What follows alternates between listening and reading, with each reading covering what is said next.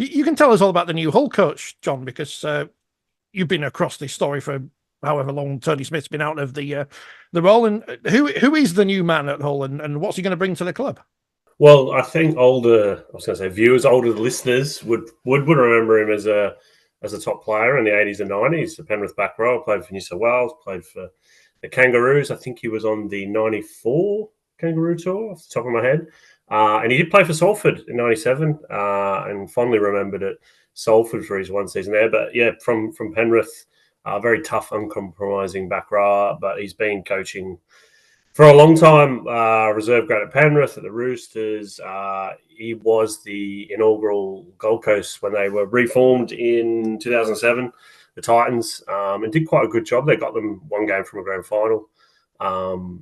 I think he was there maybe 7 years or 5 years. And then he's been assistant at the Broncos more recently.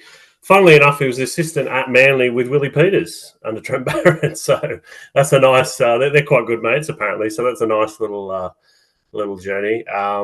He was also the coach. Just linking it back to Brian Carney, he signed Brian Carney for Gold Coast from Newcastle, and Brian Carney had one training session and then decided to quit and came back to England. So I think he's a good appointment as coach. I think he's, as I said, a lot of experience.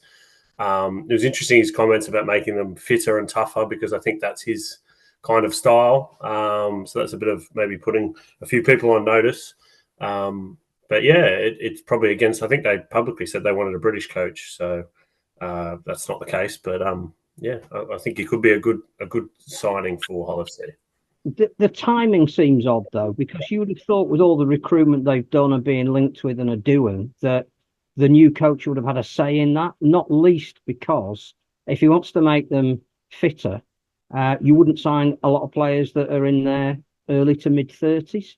Because as Adrian Lamb found very successfully with Lee last year, when you've got a squad where the top end age of them is quite high, you actually do less coaching. I think he was only having one major session a week, and most of the ones that he did were down to 40 minutes maximum. So it's going to be interesting how John Cartwright does that, but perhaps hasn't had a say today over who's coming in and what style they're going to play.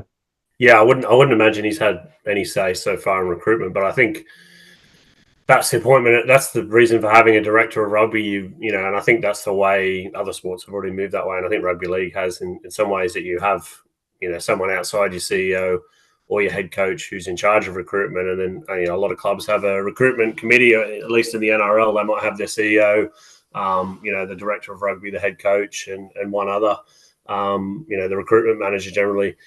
I think he'll have input, obviously, but he'll have a squad assembled for him. And I don't think Hull could really wait until they get a coach sorted. I mean, obviously it's the 1st of May, but everyone knows that recruitment's done much earlier than that. And players will be announced signings that they're moving clubs in September and October, but the real business is done well before that. So I think that's just, he'll have that'll be the card the hand of cards he's dealt with, should I say, and he'll, I think he'll be working them very hard in pre-season. I think that's a certainty. Did I read that he was obviously, as a former Salford player, linked with the Salford job? Were Paul Rowley have gone to Hull? Well, my understanding was that they would have been interested if Paul Rowley went, who, by all accounts he was gone, and then he did a David Fafita style backflip. They would have been quite happy to get him in. I think Kurt Haggerty was probably in line, but I think John Cartwright ticks all the boxes.